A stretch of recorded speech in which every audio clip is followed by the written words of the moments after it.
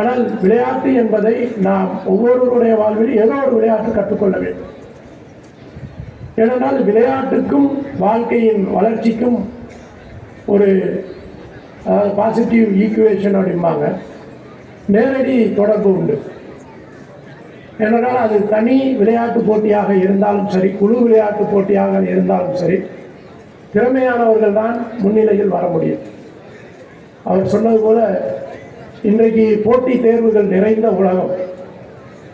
இது யார் முயற்சி செய்து வெற்றி பெறுகிறார்களோ அவர்கள் தான் மிகப்பெரிய பதவிக்கு வர முடியும்.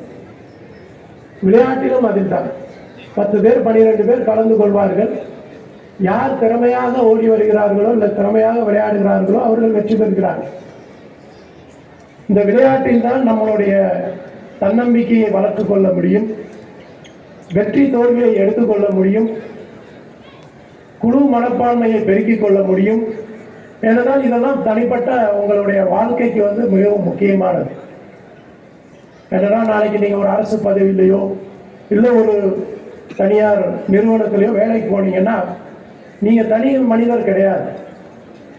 அங்கே மிகப்பெரிய சமூகம் இருக்கும், ஒரு கட்டமைப்பு இருக்கும்.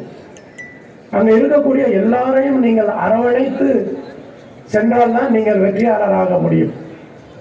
அதுபோல தான் இந்த விளையாட்டுகளில் இப்போ நீங்கள் கிரிக்கெட் எடுத்தாலும் சரி, ஃபுட்பால் அதாவது குழு விளையாட்டு எடுத்தாலும் சரி, ஒருவர் திறமையோடு விளையாடி சாதிக்க முடியாது. 11 பேர் சேர்ந்தா தான் அந்த கோல் போட முடியும், ஒருவர் கோல் போட முடியும். அப்போ உங்களுடைய ஒரு கூட்டு முயற்சி இருந்தால்தான் நீங்கள் வாழ்க்கையில் வெற்றி அடைய முடியும். இங்கே நம்மகிட்ட மிக திறமையாக மார்ச் பாஸ்ட் மற்றும் கூட்டு விளையாட்டு பயிற்சியெல்லாம் செய்து காட்டினார்கள். இதற்கெல்லாம் ஒரு பயிற்சி, ஒரு கூட்டு முயற்சி இருக்கிறது. ஸோ அதனால் அந்த மாணவர்களுக்கு என்னுடைய வாழ்த்துக்களை இந்த தருணத்தில் தெரிவித்துக் கொள்கிறேன்.